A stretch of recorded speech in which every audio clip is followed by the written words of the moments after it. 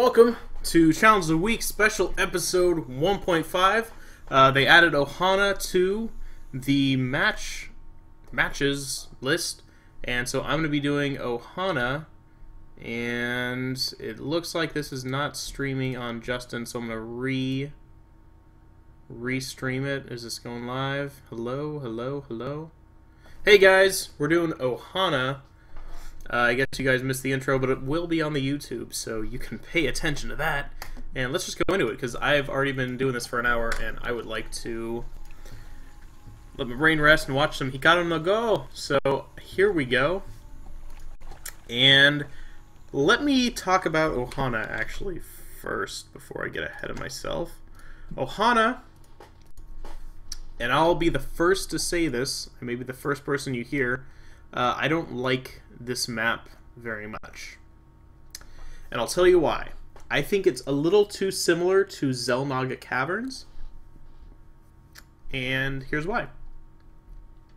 Two bases, pretty standard. You just have, a ramp, a double ramp. Shakuras, pretty much exactly.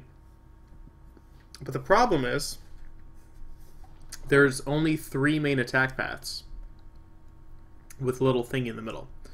You can go left around the stuff.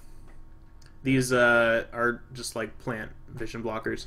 You can go left around these rocks, you can go right around those rocks, or you can go through the middle, between the rocks. But it just kind of has the same feel of Xel'Naga Caverns, especially because you want to try to get this third, and then you have the same kind of opening to defend. And I think it just plays a lot like Xel'Naga Caverns. Let's see what you guys think, though, because here we go into the first game. I'm going to show you guys. I'll just do 2 because nothing too crazy. This map actually doesn't have any super interesting features. There's no island with creep tumors. There's no huge, 14 base maps going on. It's pretty standard. So let's fast forward a little bit. Bringing out something up here, and it looks like there's going to be a Forge Fast Expand on this map. Or maybe Nexus first. Nope, Forge Fast Expand. And there's going to be no early hatchery, but it looks like there's going to be no gas as well. This could be termed Spinichiwa style, but the game has kind of evolved from that set style where you just don't get early gas. And here is the Nexus going down almost at the same time as the hatchery. People just dancing around, getting their stuff up. Zerglings giving 40 Fs, some pretty good map control, and I Love Tofu here is just going to keep macroing up as well, getting +1 attack upgrades, so all of his units are going to be that much stronger. Zealot's going to be able to chomp through Zerglings. And here comes an early Zealot push. 3 Zealots into the main. And actually, he's trying to take out these rocks. You can see rocks connect the natural to the third base. But here are Zealots, and they're going to do a ton of damage, actually. They're already got the Queen to... almost dead. Drones on hold position, protecting the Queen. Very smart, but now the Zealots are actually just taking out the drones, and this Queen may fall. Goes down in a heap of blood, and there's Zerglings now on the map. But how much damage did it do? Killed 5 workers and a Queen for 3 Zealots. Pretty good. In fact, if he had like 5 Zealots there, that would just be so much damage. But the game will pretty much even up here. The 5 workers now being rebuilt as 10 pop out, 4 40 Fs, and he'll be able to get his 3 base economy going strong.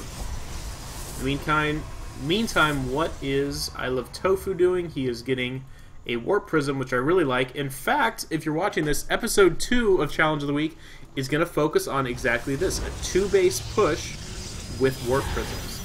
4 Zealots being loaded into the Warp Prism, and the Warp Prism is just going to mosey on across the map until just now it's just going to sit there. But what you can do, especially, look at how big this main is, land, get another round of Zealots in, and you have a bunch moving into the main, and that could be finishing actually very closely. You can see 4 more Zealots are going to be attacking the third base. Well, it looks like the Warp Prism is going to attack the main. This kind of push is exactly what I'm talking about. Really exciting. And on this map, we'll see how much damage it does. Again, this map is not very exciting. The Zealots almost immediately taking out this forward queen. Lots of lings there, but they're not speed lings. But there are roaches coming out on the field. Here comes the Warp Prism. While these Zealots do get surrounded by the lings, they're taking out a ton. And Zealots now in the main taking down that early weakening queen. 4 more Zealots getting warped in. This is a huge attack. Zealots taking out drones in the natural. Zealots taking out the lair. These queens are trying to move in.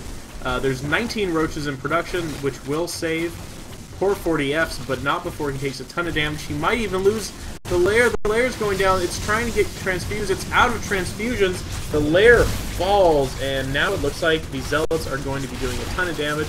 Attacking. 2 queens are already taken out. These Zealots, oh my gosh, they're killing so many drones. 24, 25, 26. Oh my gosh. Zealots with +1 attack and +1 armor just do so much damage. 26 workers killed for 8 Zealots, and the Warp Prism does like it got taken out as well. But that is just so much damage. 40F's doing a great 2-base timing with a Warp Prism. So if you guys like that, tune in for more next week.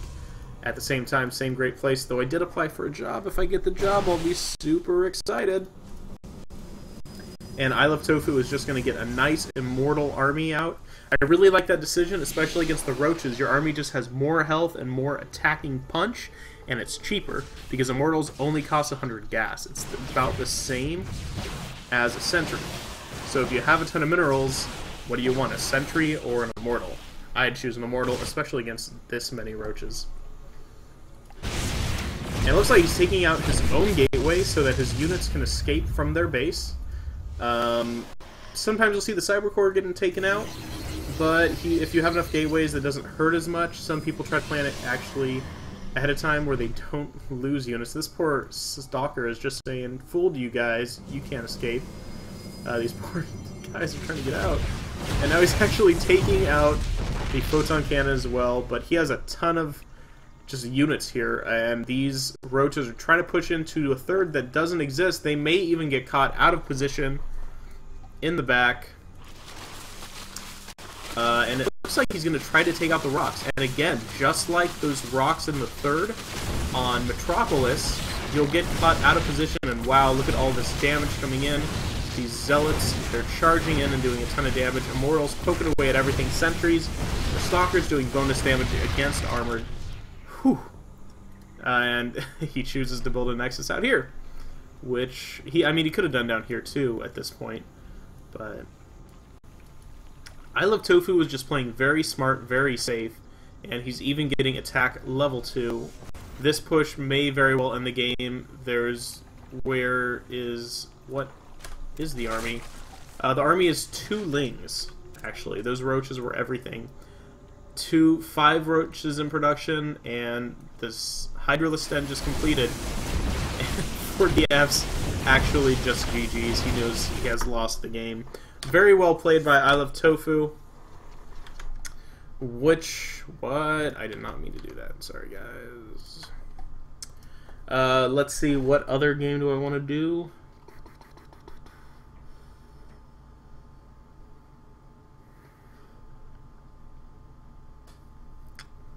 I'm going to do another game with, I'm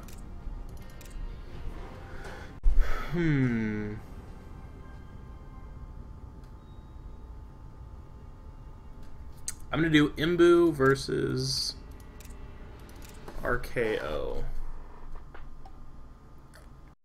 Yeah, this should be good. RKO is well known as a 2v2 player, at least in our community. UC Davis StarCraft. He very strong 2v2 builds.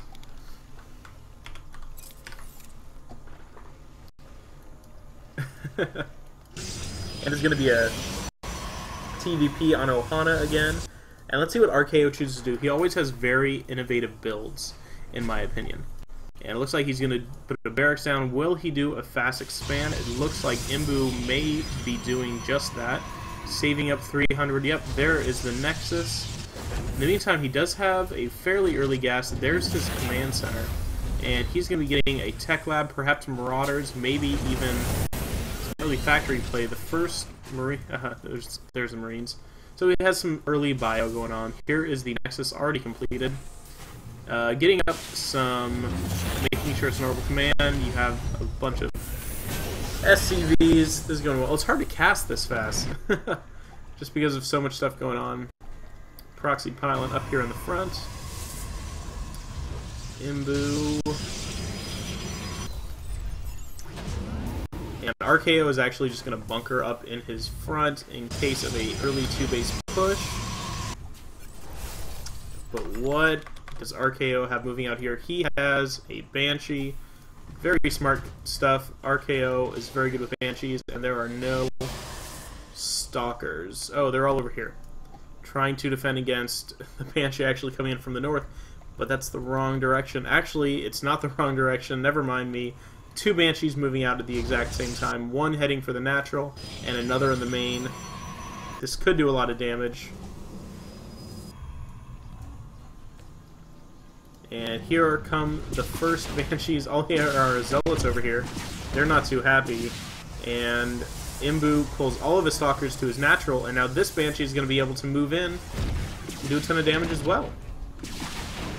I have this on normal, that's why it's so slow. Already 7 workers killed, just moving the Banshee out of the way, but here this Banshee is doing more damage.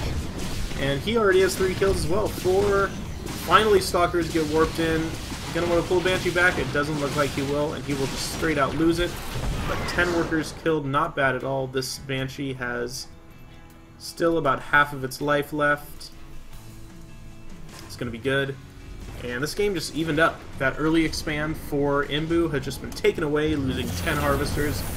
And RKO is now going to be able to choose which units he wants to build. He'll probably go Marine, Tank, Medevac, because that's pretty standard.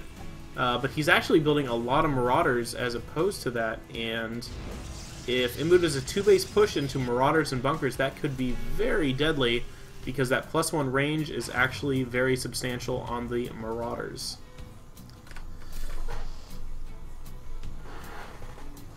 Both players just kind of sitting back right now. So I'll fast forward. It's Banshee finally leaving. Got 4 more kills. Good for him.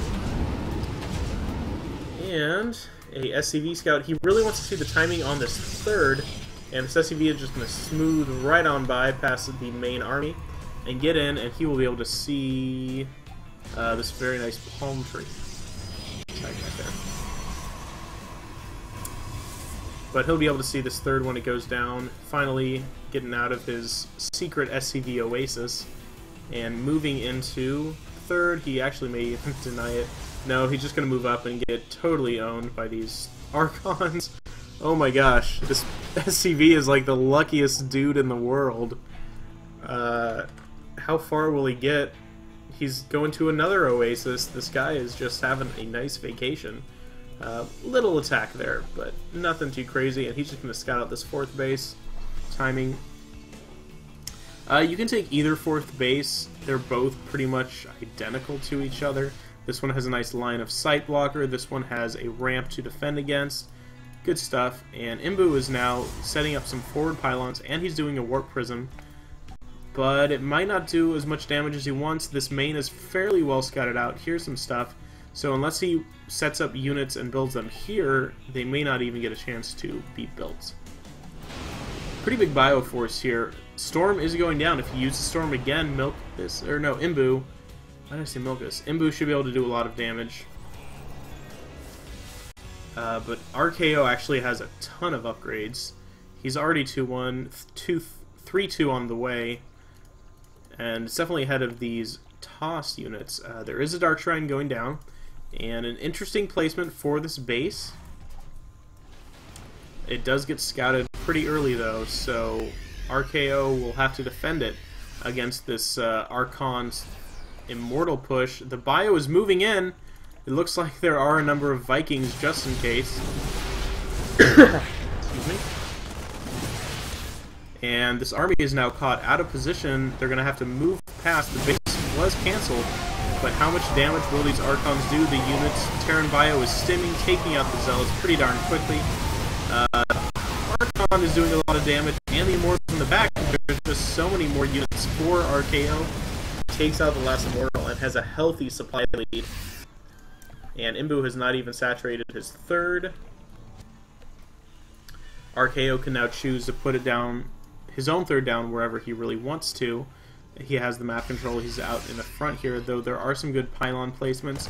A Warpin right now to the main could catch RKO really out of place because he has all his army way out here, and he's moving in to do it. Here comes the Warpin, 3 Dark Templars making use of that Dark Templar technology, and they'll be able to go to town. Zealots coming in as well, but they're focusing down a barracks, which I don't really agree with. They're going to take up these 4 SCVs very quickly. But RKO just says, I'm going to do a push. Will the storms go off when he needs them? There is a huge storm taking out a ton of health on these poor bio units. Will he storm again? Does he have the ability? He does, but he doesn't take advantage of the bio being clumped. And now the bio is in his third, wrecking a lot of damage. Dark Templar is doing a ton of damage in the main, but RKO is scrambling to defend against it.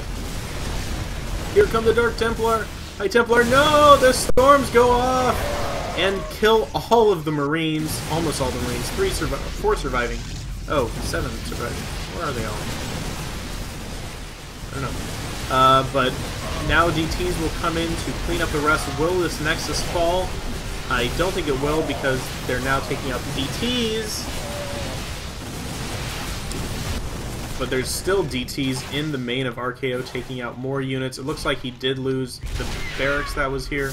This final DT has 4 kills. What's the worker count at? Wow, RKO has killed so many probes, and DT still doing a ton of damage to this army. Are there any more scans for RKO? It doesn't matter, he took out the base anyway, and he just loads up into the medevacs. A very smart decision, because now he can drop right... Wow, lots of Zealots. Just run away. Don't try to land your army right now. That's a lot of Zealots. Even getting some probes in there just because you can. But RKO now, he has his 3rd being set up. He has his 4th being set up.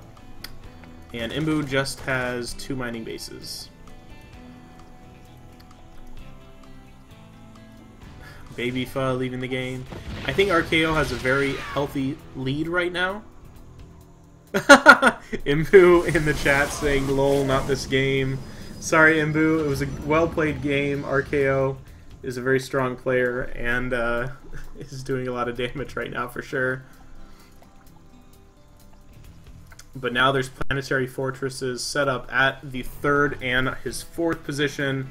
This is going to be hard to break for poor Imbu. He doesn't even have his natural backup.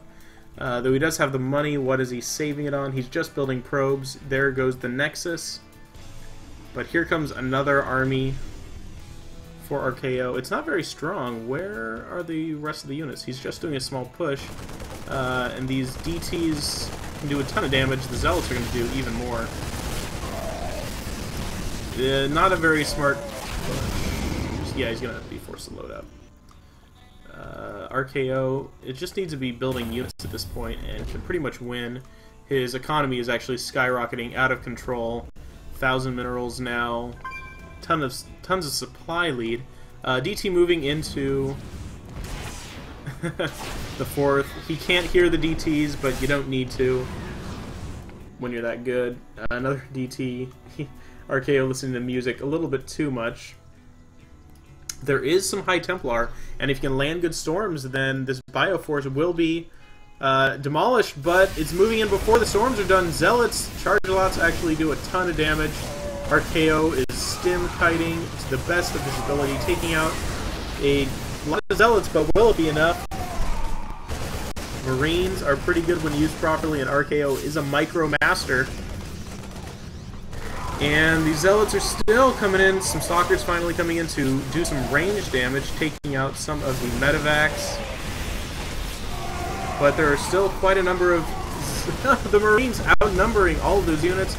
A Archon coming out will be able to do a ton of damage. Dark Templar coming in from the back. What? The Archon fell very quickly. These are 3-3 Marines in their finest. Just build Marines in a move, guys. Just kidding. This is a lot more than A-moving, that's for sure. But there is just the charge lots are just doing a lot of damage. RKO is forced in, but he has a ton more bio here. He'll be able to move in with them and do a ton. The Starport being a bit rude here, showing his face, moving in to hopefully tank some of the damage. He can't hear the damage that this Dark Templar is doing. Finally scanning. But most of his bio is up here. You should attack with it.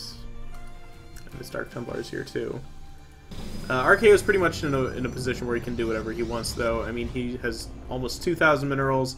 He can throw down a ton of barracks. You can see all these production. 6 Marines, 1 tank at a time. Here come that large bio force, taking out the last Zealot Protoss unit, taking out a ton of probes. And RKO moving into the natural. He's going for the kill. Man, I really gotta fix my hotkeys. And just doing a ton of damage, taking out so many probes, taking out the photon cannon. Probes going down left and right, taking out the Nexus. Some more Marines here. Will there be a storm? There will not be for another few seconds. Excuse me. That's million buckets. But this force is pretty much a death blow to poor Imbu. Archon's going down so fast. Storm is done, but he doesn't manage to get it off. And there's the GG from Imbu. RKO has won the game.